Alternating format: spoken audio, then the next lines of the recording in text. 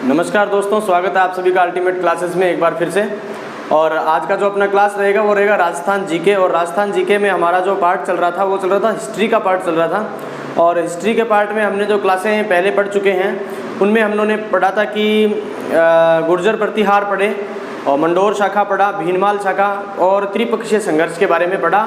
और गुर्जर प्रतिहार से रिलेटेड जो भी टॉपिक था हमने वो बिल्कुल कवर किया। इसके बाद हम बात करते हैं, इसके बाद जो दूसरा जो है हमारा कौन सा है, चौहान वंश।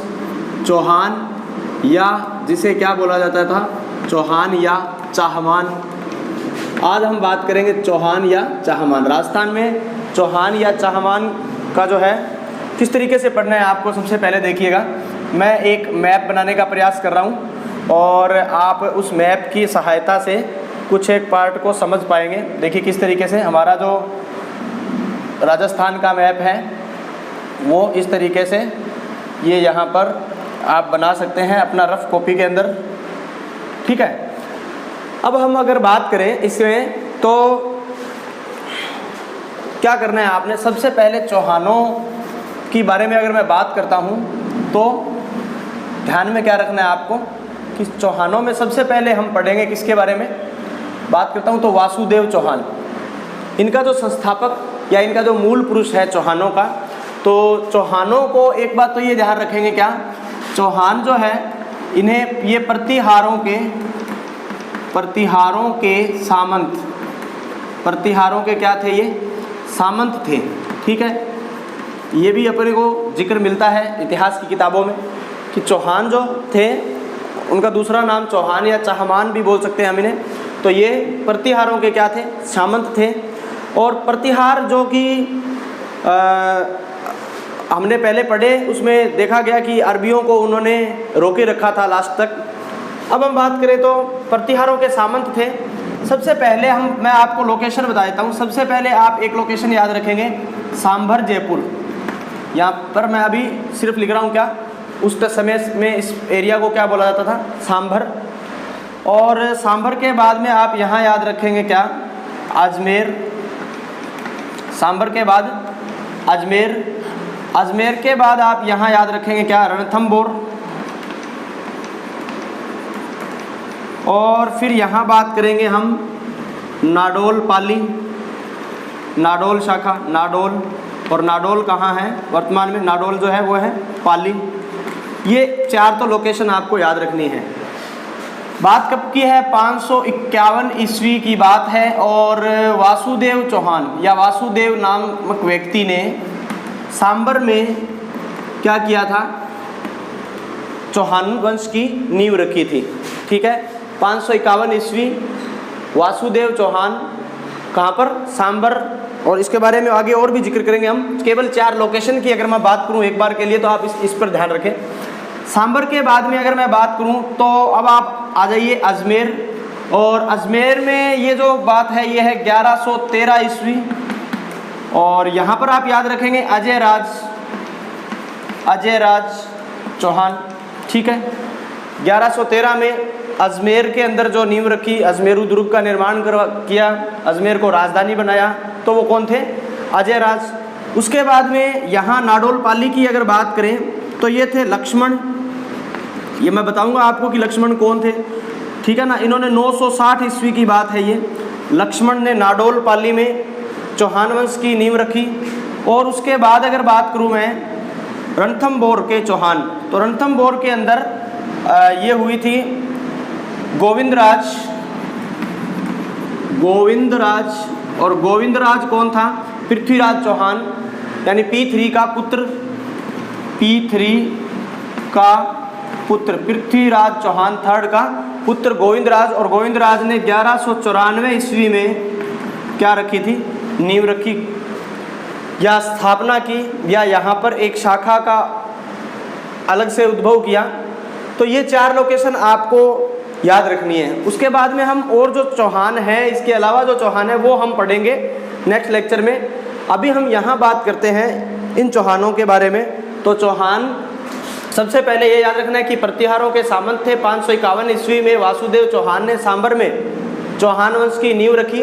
फिर सांभर से अजमेर में 1113 ईस्वी में अजय राज के समय में अजमेरू दुर्ग का निर्माण करवाया गया और अजमेर की स्थापना की गई। और उसके बाद में अगर बात करी जाए तो यहाँ फिर रणथंभौर के चौहान तो 1192 के बाद में जो अपना युद्ध हुआ था 1191-92 के बाद में, तराइन के युद्धों के बाद में, यहाँ 1194 में गोविंदराज जो कि P3 का पुत्र था उसने यहाँ पर रणथंभौर। बीच में आप याद रखेंगे कि नाडोल पाली में भी एक शाखा जो कि लक्ष्मण ने 960 ईस्वी में स्थापना की।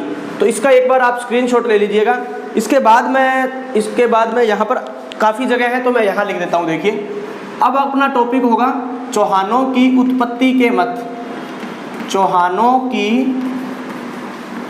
उत्पत्ति के मत, ध्यान रखिए, ये जो हमारा टॉपिक बन गया है कि चौहानों की उत्पत्ति जो है इतिहासकारों ने कैसे बताई कि कहाँ से इनकी उत्पत्ति हुई। तो इनके अलग अलग मत हैं। कैसे हैं देखिए, सबसे पहले अगर मैं बात करूँ नंबर 1 तो कर्नल टोड, घोड़े वाले बाबा कर्नल टोड प्लस क्रुक ने चौहानों को क्या बताया है? चौहानों को विदेशी बताया है। चौहानों को विदेशी बताया। अब याद रख सकते हैं आप, ये खुद विदेशी थे, अंग्रेज थे, तो इन्होंने चौहानों को क्या बताया? विदेशी कहा कि चौहान जो है वो कहाँ से आए हुए हैं? विदेश से हैं। ठीक है। दूसरी अगर मैं बात करूँ कर्नल टोड के बाद में, मैं बात करता हूँ दशरथ शर्मा की। अगर दशरथ शर्मा की अगर मैं बात करता हूँ तो दोस्तों दशरथ शर्मा के अकॉर्डिंग, देखो ये खुद शर्मा जी थे, ट्रिक बता रहा हूँ। वैसे दशरथ शर्मा के अकॉर्डिंग इन्होंने बताया कि जो चौहान थे वो वत्स गोत्रीय क्या थे? ब्राह्मण थे, यानी इन्होंने चौहानों को ब्राह्मण बताया। तीसरी अगर मैं बात करूं तो ध्यान से देखिएगा, तीसरे में मैं आपको ये कह सकता हूं क्या? सूंधा माता अभिलेख। सूंधा माता अभिलेख। और सूंधा माता अभिलेख आप सभी को पता होगा, या मैं बता देता हूं आपको। सूंधा माता अभिलेख कहाँ है? जालोर में, ब्रैकेट में लिख लेना साथ में। सूंधा माता अभिलेख के अकॉर्डिंग चौहानों की जो उत्पत्ति है वो वशिष्ठ ऋषि के आंख से हुई मानी जाती है। किससे? वशिष्ठ ऋषि। वशिष्ठ ऋषि वही वशिष्ठ ऋषि जिन्होंने माउंट आबू के अंदर यज्ञ किया। और इसकी उत्पत्ति के बाद में और बात करेंगे। वशिष्ठ ऋषि के आंख से, यह किसने बताया? सूंधा माता अभिलेख। और सूंधा माता अभिलेख कहाँ है? जालोर के अंदर है। ठीक है। और नंबर 4 पे अगर मैं बात करूं तो डॉक्टर भंडारकर ने जो है, डॉक्टर भंडारकर ने इन्हें चौहानों को, डॉक्टर भंडारकर ने क्या बताया है? गुर्जर बताया है, गुर्जर। और अगर मैं 5वां मत की बात करूं तो ये आपने लिख लिया होगा, या इसी में नीचे ऐड कर देता हूं मैं। नंबर 5 यहाँ से ध्यान रखेंगे आप, ये थोड़ा पार्ट इसका इस तरफ वाला था। भंडारकर के बाद अगर मैं बात करूं तो चंद्रबरदाई के अकॉर्डिंग अगर बात की जाए, इतिहासकार चंद्रबरदाई, कवि चंद्रबरदाई की अगर बात की जाए तो चंद्रबरदाई ने कहा, चंद्रबरदाई के अनुसार, ठीक है ना, चंद्रबरदाई का कथन ये डायरेक्ट आप लिख लीजिएगा यहाँ पर। चंद्रबरदाई के अनुसार ये हुआ कि यहाँ माउंट आबू पर्वत पर, यहाँ माउंट आबू सिरोही में आबू पर्वत, यहाँ अलग से लिख रहा हूँ, सबको दिखाई दे रहा है? हाँ, आबू पर्वत पर क्या हुआ था? वशिष्ठ ऋषि ने यज्ञ किया। वशिष्ठ ऋषि के यज्ञ से, वशिष्ठ ऋषि के यज्ञ से 4 वंशों का या 4 प्रजातियों का या 4 जातियों का उद्भव हुआ। उस यज्ञ से उत्पन्न हुई 4 जातियाँ। कौन कौन सी 4 जातियाँ उत्पन्न हुई? इसके लिए आपको ट्रिक याद रखना है, CCPP। क्या याद रखना है? C और PP। ठीक है ना।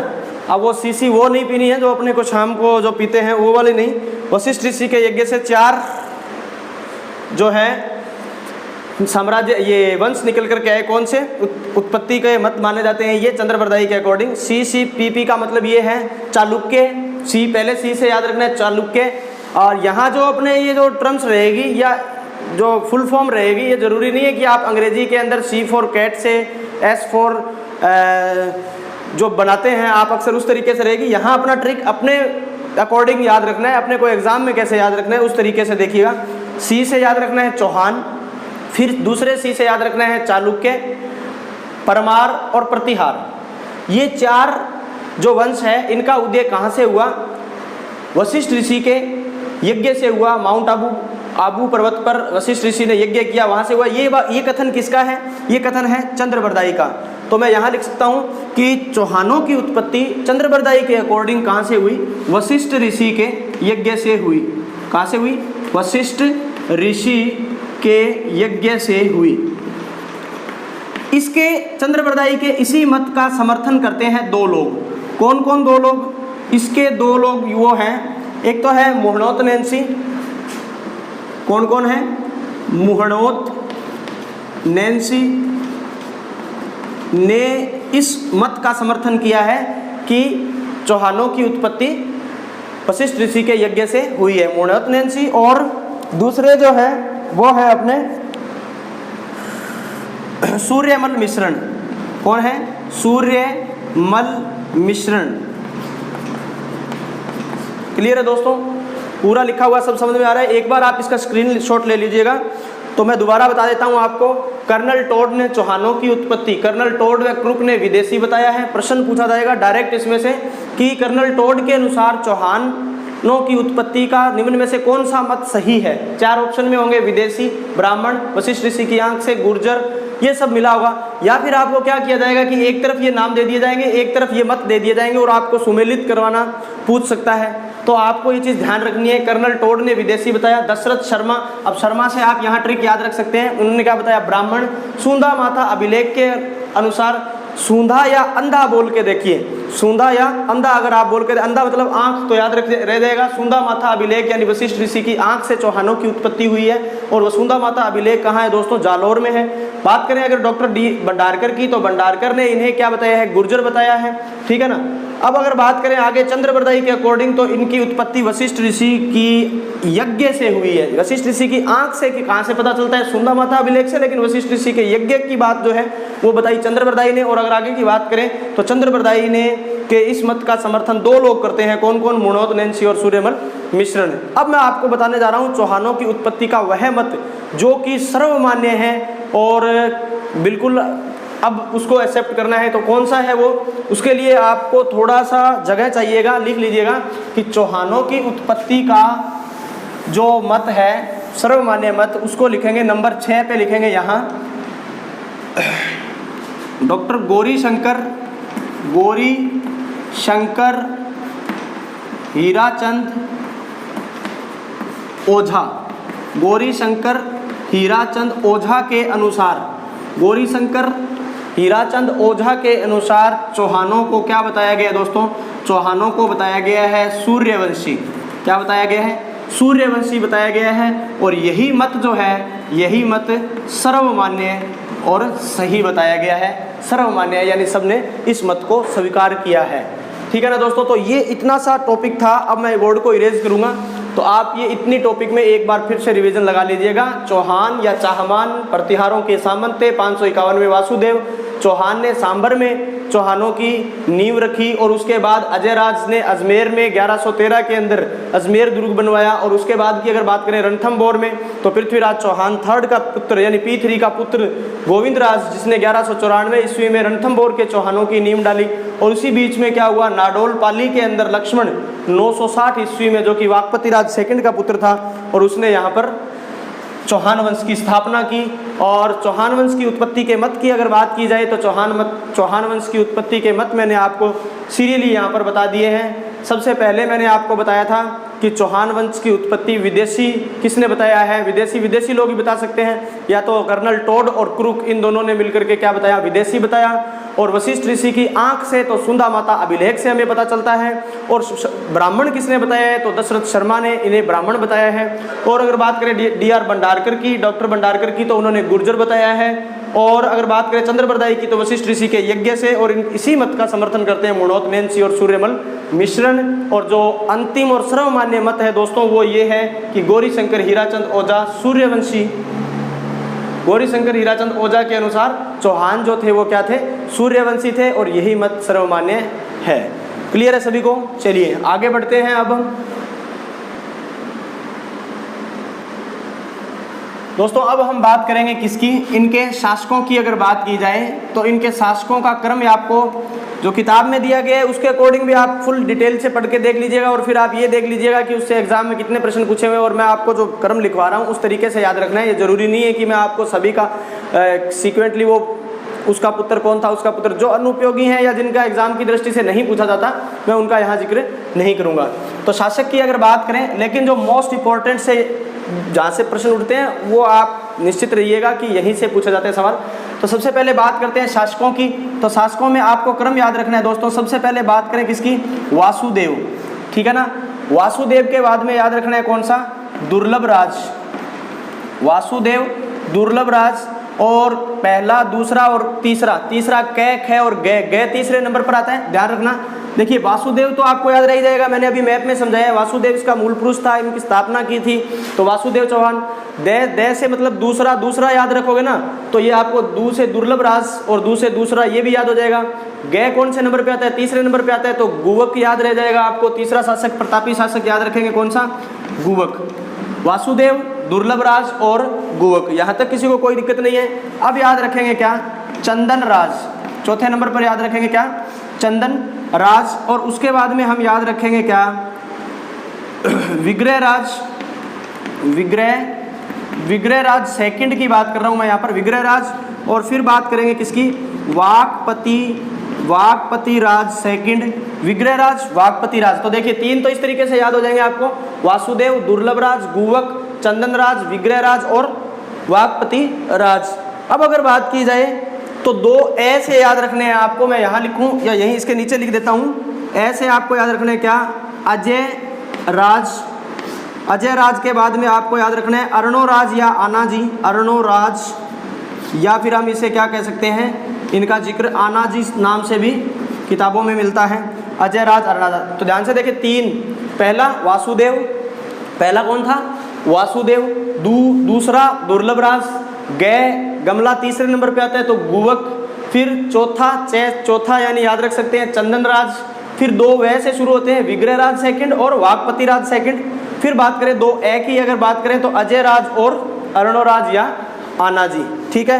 इनके बाद अर्णोराज या आनाजी के बाद में याद करेंगे तो दो शासक और हैं, थोड़ी जगह कम है इसलिए मैं आपको बोल करके बता देता हूँ कि इसके बाद में हम बात करेंगे तो जगदेव, या एक बार आप सारे नोट कर लीजिएगा, यहाँ पर लिख लीजिएगा आप। एक तो आप लिखेंगे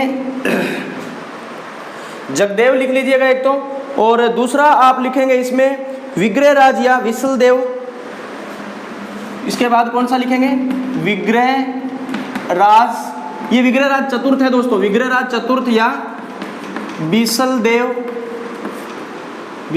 विग्रह राज चतुर्थ या विसल देव। इसके बाद जो आप शासक की बात करें तो सोमेश्वर के बाद लास्ट याद रखना है आपको क्या, पृथ्वीराज थर्ड, P3। यहाँ तक अगर ये इतने शासकों के नाम आपको क्रम से याद रहने चाहिए, कौन सा किसके बाद आया, कौन सा किसके बाद, ठीक है। नहीं भी याद रहेंगे तो कोई दिक्कत नहीं है, अभी हम इसकी 1 बाय 1 जब थ्योरी पढ़ेंगे तो आपको ये याद हो जाएंगे, ठीक है। वासुदेव, दुर्लभ राज, गुवक, चंदन राज, विग्रह राज, वाकपति राज, अजय राज, अर्णोराज।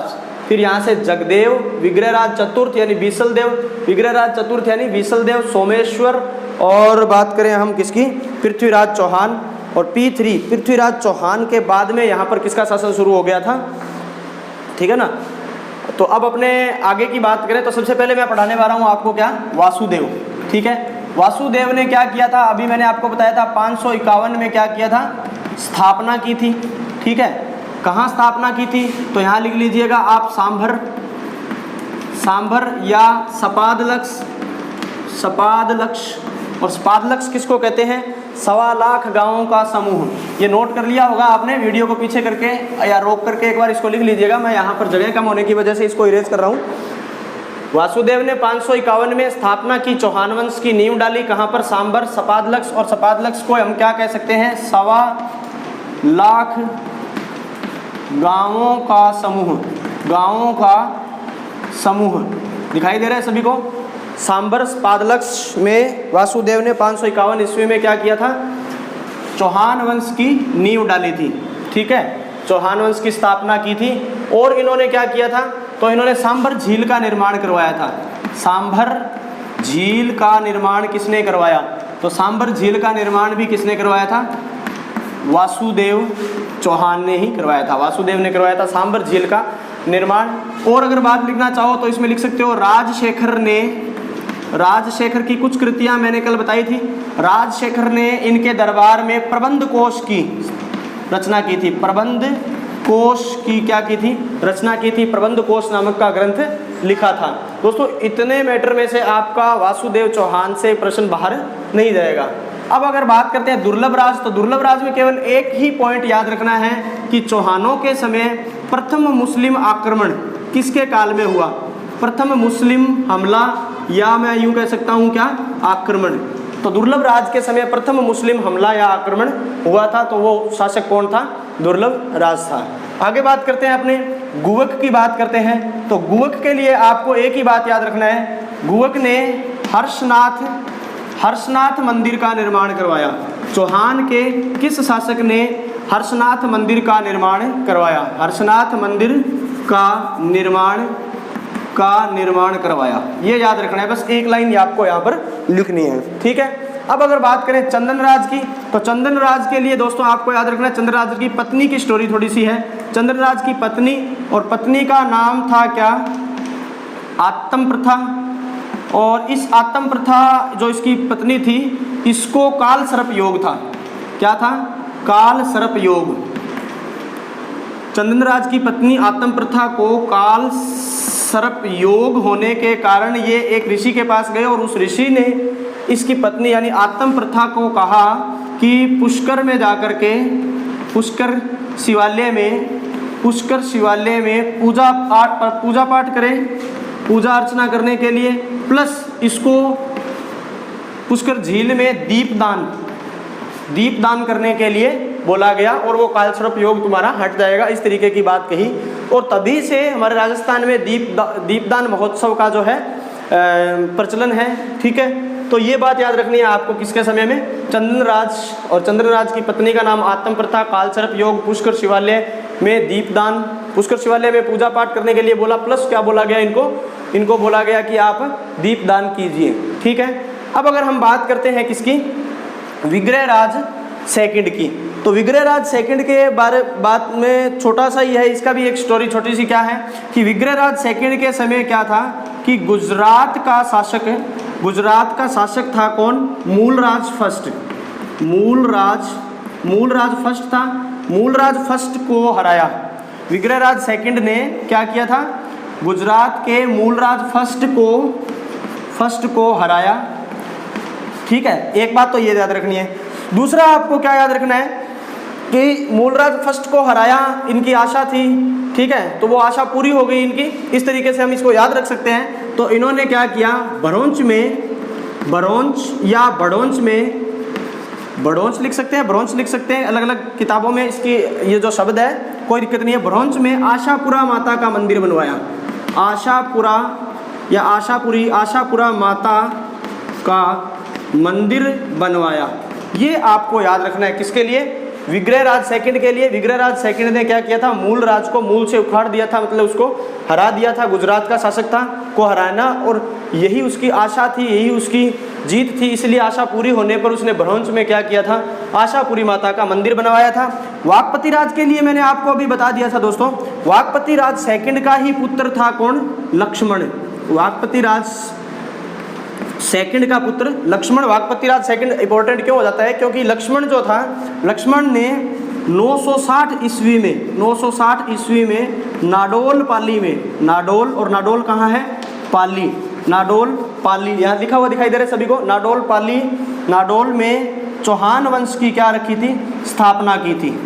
नाडोल पाली में चौहानों की स्थापना की थी। मैं शॉर्टकट लिख रहा हूँ बिल्कुल, और मैं जो बोल रहा हूँ उस तरीके से नोट्स बना सकते हैं। लेकिन आपको ये याद रखना है कि जो नोट्स आप बना रहे हैं ना, उनको आप सिर्फ इसी तरीके से बनाइए कि आपको याद रहे। वासुदेव 551 स्थापना, ठीक है ना? वासुदेव 551 स्थापना, सांबर झील और ये याद रह जाएगा राजशेखर प्रबंध कोष। ठीक है, अब बात आती है दुर्लभ राज, तो दुर्लभ राज के समय प्रथम मुस्लिम आक्रमण हुआ था। फिर अगर बात आ जाए गुवक, तो हर्षनाथ मंदिर का निर्माण करवाया। चंदन राज की बात आ जाती है तो इसकी पत्नी की कहानी याद रखनी है आपको, आत्म प्रथा, और उसने क्या किया था, दीपदान किया था, और तभी से दीपदान महोत्सव का अपने यहाँ प्रचलन है। और उसके बाद में विग्रह राज सेकंड, तो विग्रह राज ने गुजरात के मूलराज फर्स्ट को हराया था, और इसी हराने की जो ये आशा थी वो पूरी होने के कारण इसने भ्रौंच में क्या किया, आशापुरा माता का मंदिर बनवाया। तो आपसे डायरेक्ट सवाल पूछा जा सकता है कि भ्रौंच के आशापुरा माता का मंदिर चौहानों के किस शासक ने बनवाया, तो वो था कौन, विग्रह राज सेकंड। और अब अगर बात करते हैं हम वाकपति राज सेकंड, जो कि वाकपति राज का सेकंड का पुत्र लक्ष्मण, जिसने 960 ईस्वी में नाडोल पाली के अंदर क्या किया, स्थापना की। क्लियर है सभी को। अब आ जाते हैं हम आगे दोस्तों, अजय राज और अरुणोराज, इनकी अगर हम बात करते हैं तो एक अजय राज अभी हम पढ़ रहे हैं। तो देखिए क्या पढ़ना है आपको, मैं इरेज कर देता हूँ यहाँ पर। अजय राज ने क्या किया था, अरावली की पहाड़ियों पर अजमेर के अंदर, ठीक है ना, अरावली की पहाड़ी पर अजमेरू दुर्ग का निर्माण करवाया, एक बात याद रखनी है। दूसरा, इसने अजमेर में चौहान वंश की स्थापना की, नींव डाली। इस तरीके से आप, ठीक है, इसको लिख सकते हैं। तो आपको अजय राज को याद रखने के लिए क्या करना है, ये दो बातें आपको याद रखनी है। कौन कौन सी बातें, एक तो इसने अरावली श्रृंखला पर क्या किया था, अजमेरू दुर्ग। बात किसकी चल रही है, अजय राज की। शासक कौन सा चल रहा है, अजय राज। ठीक है, अरावली श्रृंखला पर अजमेरू दुर्ग का क्या किया, अजमेरू दुर्ग का निर्माण करवाया। ठीक है ना, अजमेरू दुर्ग का निर्माण करवाया। एक बात तो आप ये याद रखेंगे। दूसरा आप क्या याद रखेंगे कि जो अजय राज का जो समय था वो चौहानों का निर्माण काल कह सकते हैं। इन्होंने और भी बहुत सी इमारतें बनवाई थी। तो ये अपने इंपॉर्टेंट की दृष्टि से अगर बात करें तो केवल एक ही प्रश्न बार बार पूछा जाता है कि अरावली श्रृंखला पर, या अरावली श्रृंखला शब्द नहीं आएगा, डायरेक्ट ये पूछा अजमेरू दुर्ग का निर्माण किसने करवाया, अजय राज ने। कब करवाया, अजय राज ने 1113 ईस्वी में स्थापना की थी, नींव डाली थी वहां पर। और चौहानों का निर्माण काल कहा जा सकता है। और इसके बाद अजय राज ने क्या किया था, चांदी के सिक्के चलाए, चांदी के। अब आपको सिर्फ ये देखना है, और चांदी के सिक्के भी अजय देवा, यानी इसमें खुद का नाम आ रहा है, और सोमलेखा इनकी पत्नी का नाम था। ठीक है, तो ये जो बातें आप बात कर रहे हैं हम 1113 ईस्वी की। इसके बाद की जो बात करें जगदेव की या विग्रहराज चतुर्थ की, या उसके बाद में हम बात करेंगे सोमेश्वर, और उसके बाद हम बात करेंगे किसकी, पृथ्वीराज चौहान थर्ड, यानी P3 की अगर बात करेंगे। तो दोस्तों इस तरीके से हम इसका अगर अध्ययन करेंगे तो ये आप देख सकते हैं केवल 25 से 27 मिनट की एक क्लास है, और उसमें आपको इतना अच्छे से या इतना कुछ सीखने को मिला है, मैं आशा करता हूं। और अगर आपको सीखने को मिला है तो आप बिल्कुल इस वीडियो को शेयर करेंगे ज़्यादा से ज़्यादा, और लाइक करेंगे, और कमेंट में मेरे को आप लिख करके ज़रूर बताएंगे कि अगर आपको इस तरीके से पढ़ना अच्छा लग रहा है तो आप उन लोगों को ये वीडियो शेयर कीजिए जो राजस्थान जीके की तैयारी कर रहे हैं। Have a nice day from my side. आज के लिए इतना ही है दोस्तों।